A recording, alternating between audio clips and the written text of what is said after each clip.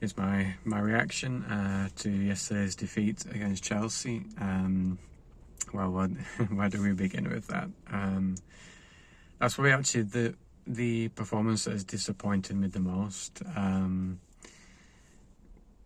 I don't know if it's a build-up of poor performances that is leading to this feeling of just disappointment, but it felt like Luton was 2 steps forward, and Chelsea is like 5 steps back.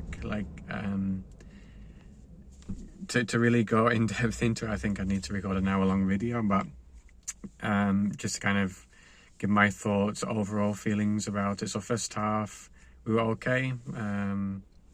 Without, obviously, we scored the goal. It's a well-taken goal. 2 plus points from today's game. I'd say Foster's continued his good run of form. Looked really lively. He was kind of the only one really trying to get us up the field. He held the ball up well, was linking up play very well. Really good performance. Alderweireld as well, really happy for him to get his first goal. Looked a threat also into the second half, kind of kept trying. But yeah, I would say that's where kind of the positives end for me.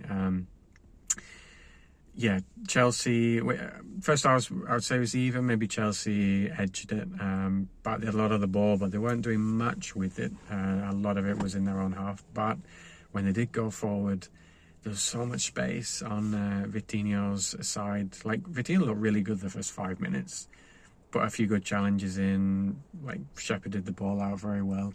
But then, now this is linked to one of my gripes around the Trafford-Muric situation. I know it's dividing a lot of people. Some saying that Trafford isn't doing much wrong, he's making good saves, and Muric wouldn't change much, which I agree on the premise that Trafford isn't doing much wrong, but he's not the goalkeeper that we need at the moment in the situation that we're in. He will come good and he's got a lot of potential. Good shot stopper, but at the moment I'm struggling to feel like it's almost £90 million worth of good shot stopping. Like Muric, was he that bad at shot stopping? I felt he was pretty decent. Obviously his strengths are on the ball, but I wouldn't see that it warrants spending so much on a goalkeeper.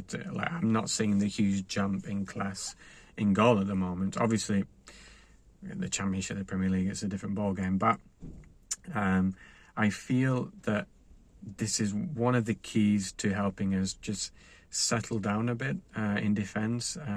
Like, for example, and it's happening in other games, that long ball over the top. It happened in the Championship. It's not as if it's happening now all of a sudden in the Premier League. Teams in the Championship tried it by going long, so obviously we press high. But the thing is that Muric is so far out of his goal, just by his the way he plays and his positioning, and also after learning how Vincent wants us to play, that he would help to mop up those balls. So the defence wouldn't go into a panic when that ball goes over, because they knew that Muric would be there and he would recycle possession. At the moment, we're not getting that with Trafford, and it's happening where this ball's going over the top.